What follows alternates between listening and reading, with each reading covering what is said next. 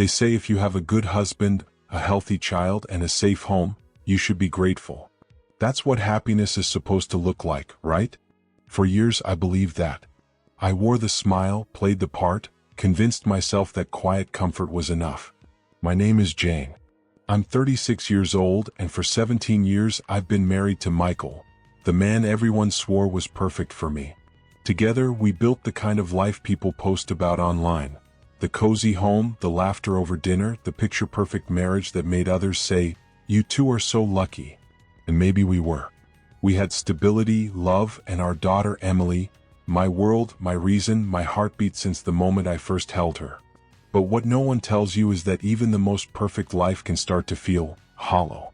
That a smile can hide exhaustion, and "I love you" can start to sound like routine. Some nights I'd lie awake beside Michael and wonder, is this all there is? Is this what forever is supposed to feel like? What came next? I never planned. I never imagined I'd become that woman. But when life starts to feel too still, sometimes the smallest spark can burn everything down. So stay with me till the end, because what I'm about to tell you isn't just a story about betrayal. It's about the moment I realized that even love, when left unattended, can turn into loneliness. And if you're new here, subscribe to Dark Infidelity Stories, where every tale reminds you that even the perfect life can have cracks you never see coming. Michael, he's a good man. Steady, reliable, respectful. The kind of husband who remembers to fix the leaky faucet before it becomes a problem. He's never raised his voice, never failed to provide. But passion, that fire that makes you feel alive, wanted, seen, that's something we lost a long time ago. Maybe we never truly had it. Because before Michael there was David.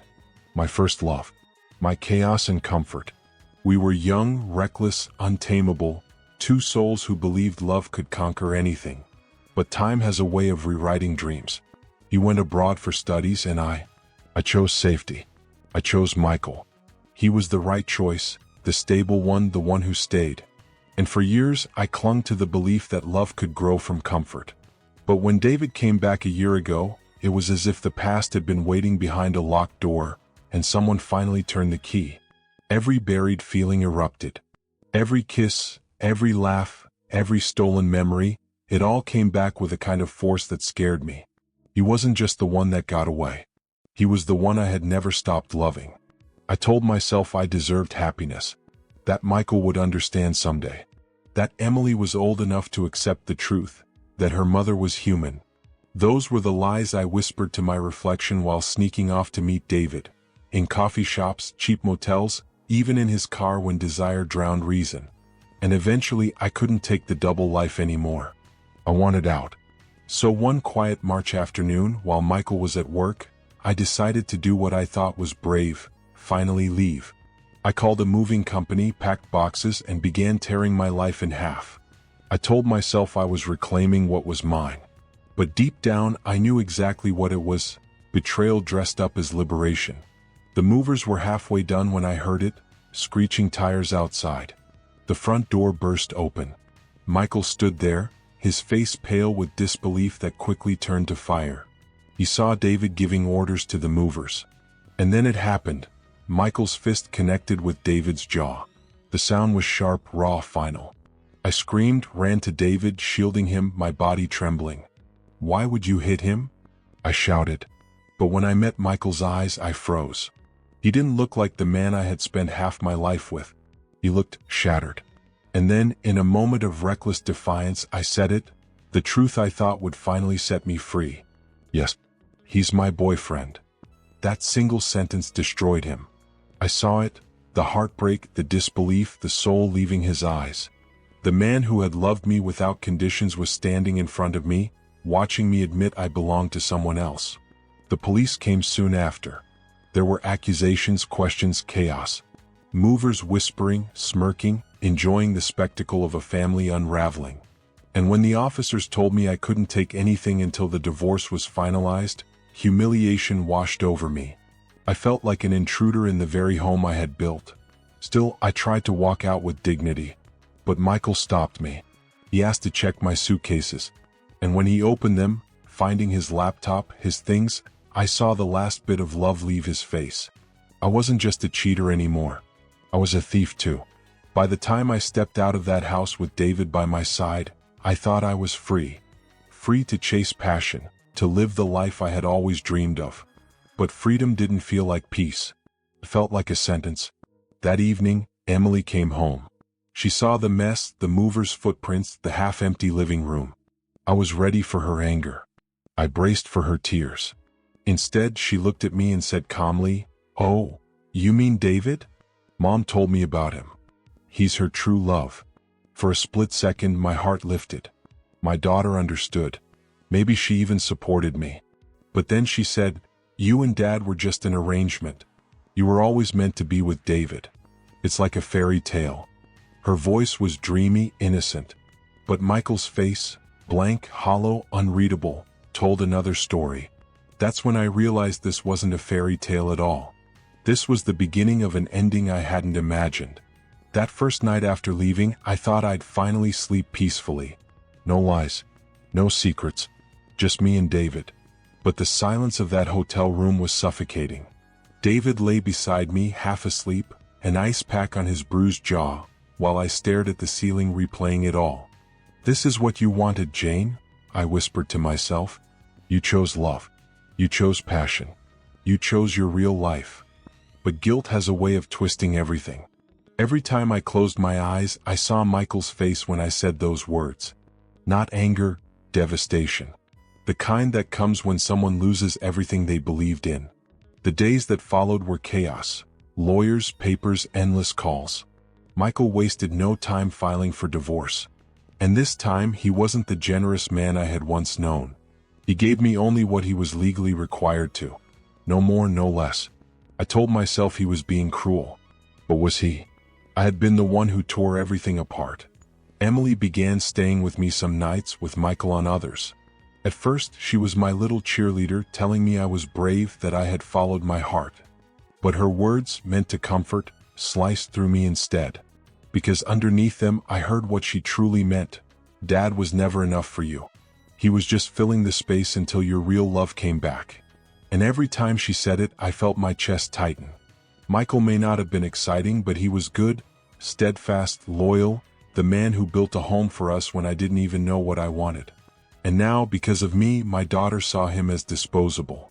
The morning of our first court hearing, I sat in the waiting area beside my lawyer, my heart pounding so loudly it almost drowned out the ticking clock on the wall. David sat next to me, his hand resting on mine, a gesture that should have steadied me but only made me feel sicker. My palms were slick with sweat, my stomach twisted into knots. Then Michael walked in. The room seemed to lose its warmth the moment he appeared.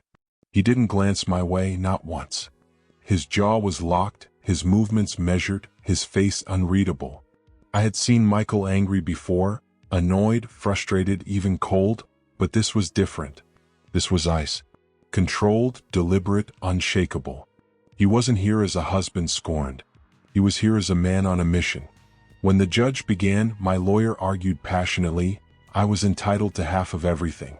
17 years of marriage, a home built together, a lifetime shared. Surely that counted for something. I had believed that with every fiber of my being, until Michael's lawyer stood up. Calm, unflinching, surgical.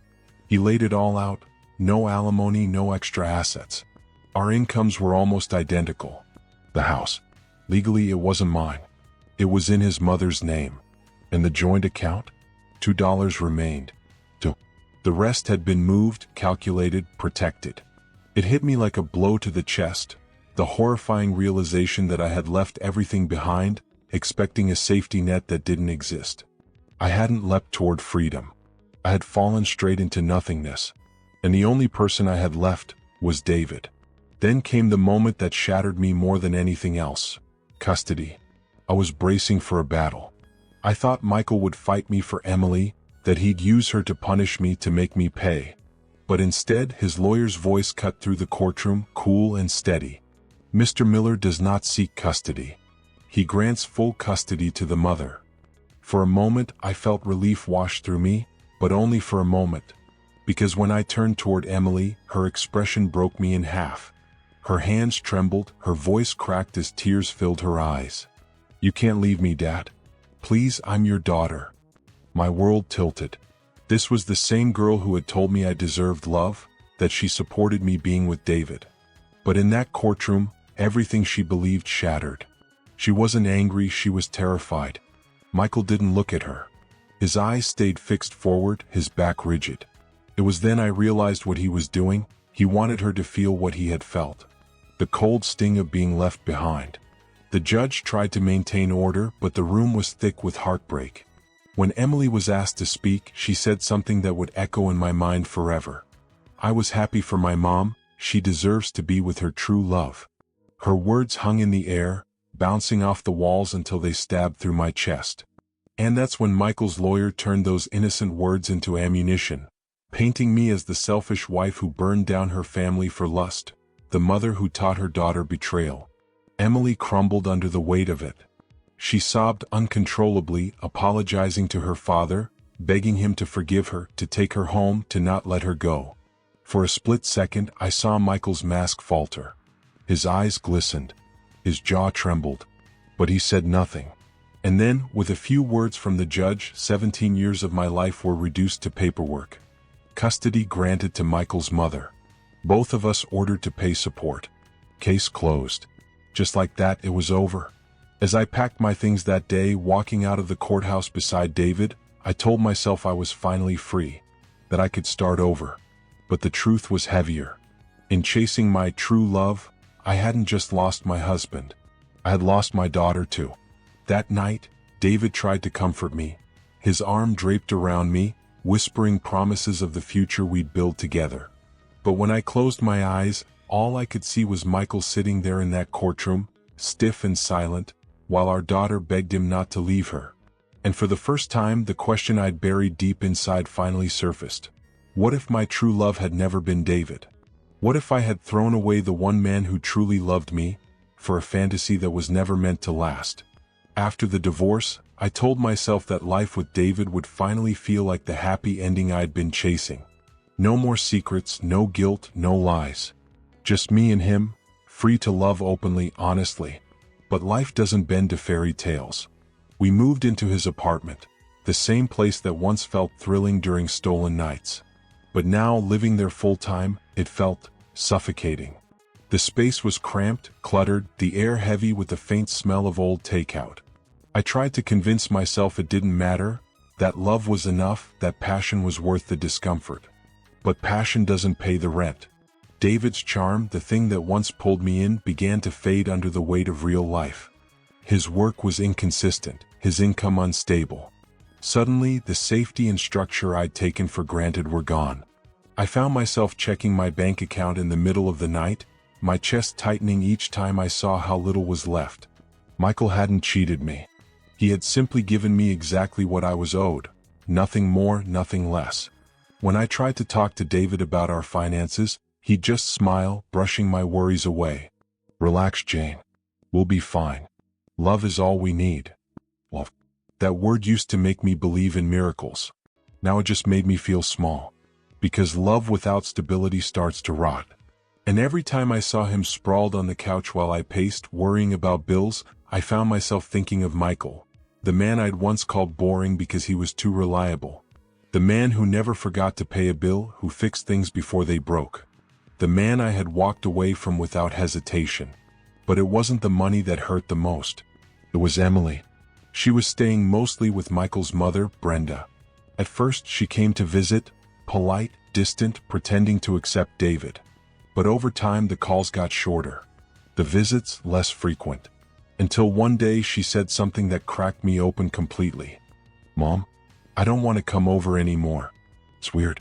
I just don't feel comfortable there. I asked her why, begged her to explain, but she didn't. Her voice sounded tired, worn out, older than it should have been. That night, I cried myself to sleep, while David snored beside me, the same man I had risked everything for. And as I lay there, staring at the ceiling, one thought wouldn't leave me. This isn't the dream I promised myself. This isn't love. This is the aftermath. Why did it feel so wrong? I buried my face in the pillow, the silence pressing against my chest like a weight I couldn't shake.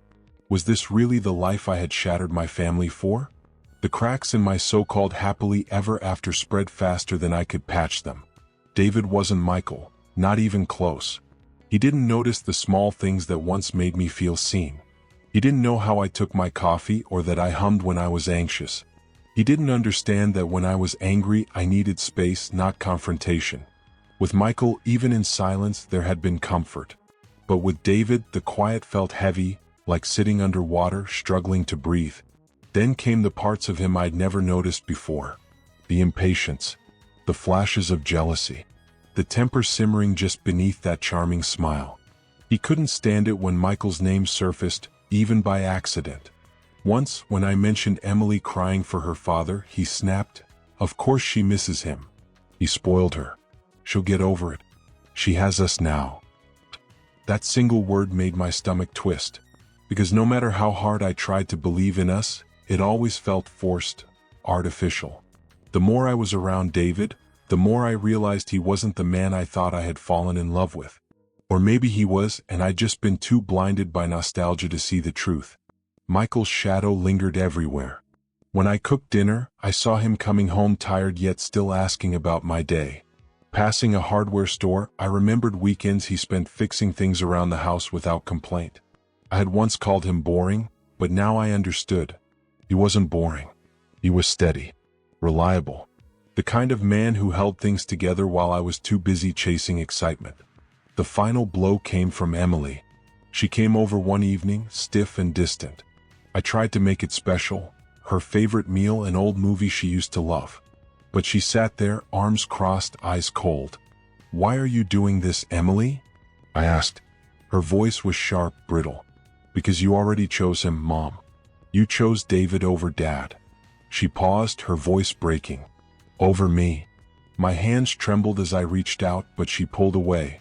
She didn't yell, didn't cry. She just looked at me like I was someone she used to know. And in that moment, she was right. I was a stranger. That night, I locked myself in the bathroom and fell apart. I sank to the floor, sobbing until my throat burned. Cold tiles beneath my palms, a truth I could no longer escape pressed down on me. I had lost Michael, I was losing Emily and David. David wasn't saving me. He was simply the reason everything else had fallen apart. For the first time, I let myself face the thought I'd buried so deep. What if I had made the worst mistake of my life? When I signed the final divorce papers, I thought that was my rock bottom. But life has a cruel way of showing you there's always further to fall. At first, I clung to David like a lifeline, whispering that he was worth it, that love like ours was once in a lifetime. But fairy tales fade fast under fluorescent lights and unpaid bills. The cracks between us widened each day. His charm started to feel like a performance, his laughter forced, his promises empty. His patience wore thin whenever I cried. "Jane, you made this choice," he'd snap. "Stop acting like a victim." And maybe he was right, I had made this choice. But hearing it from him felt like being pushed off a ledge I'd already fallen from. Then came the night everything truly shattered. Emily was supposed to come over for dinner. I'd begged her, told her David wouldn't be there, that it would just be us. She didn't show up. Hours passed until finally a message from Brenda appeared on my phone. "Emily is staying with me tonight. Please stop pushing her. She needs space. Space from me, her mother." When David came home and found me crying, he didn't offer comfort. He sighed, opened a beer, and muttered, "Jane, she'll come around or she won't. You can't let a kid control your life." A kid. That's all Emily was to him. An inconvenience standing in the way of his version of happiness. Something inside me cracked wide open. That was the moment I knew I had chosen the wrong man. The weeks that followed blurred into endless fights. We argued about money, about Emily, about Michael, even over things as small as groceries or laundry. The passion that once felt intoxicating had turned sour, laced with resentment. One night, during an especially ugly argument, David shouted, "You act like you gave up some perfect life. If Michael was so amazing, why the hell did you leave him? You chose me, Jane. Own it." I froze. His words hit harder than any insult, because deep down I knew he was right. If Michael was so good, why did I betray him? Why did I risk everything for something so fragile? The truth hurt because it was simple. I was selfish. I mistook excitement for love. I thought the grass was greener and I burned my entire life to reach it. Not long after, David packed his things and left. No fight, no tears, just gone. "You're too much work," he said, and suddenly I was completely alone. No husband, no lover, no daughter. I sat alone in that silent apartment. Just me, the walls, and the echo of everything I'd ruined. That's when the truth hit me. I hadn't just lost them, I destroyed my own family for nothing. Emily barely answers my calls anymore. And when she does, her voice is polite, but cold. That kind of cold that tells you, you're a stranger now. Michael, though, he moved on. Effortlessly. He rebuilt himself, piece by piece. Friends say he laughs more now. Sleeps better. And the irony? It's suffocating. The man I once thought wasn't enough for me is now happier without me, while I'm left drowning in the wreckage of my own choices. When I look back now, I don't see a love story. I see a tragedy. A woman who mistook selfishness for courage and destruction for freedom. People say you have to live with your choices, but what they don't tell you is how heavy that really feels. Because the bed I made is cold, the house is quiet, and the people I once called my family are gone. I wasn't chasing happiness. I was running from myself. If this story hit home, take a moment to subscribe to Dark Infidelity Stories, where every secret has a shadow, every betrayal leaves a scar, and every ending whispers a lesson. Tap like, share, and comment below, because sometimes the darkest confessions are the ones that set us free.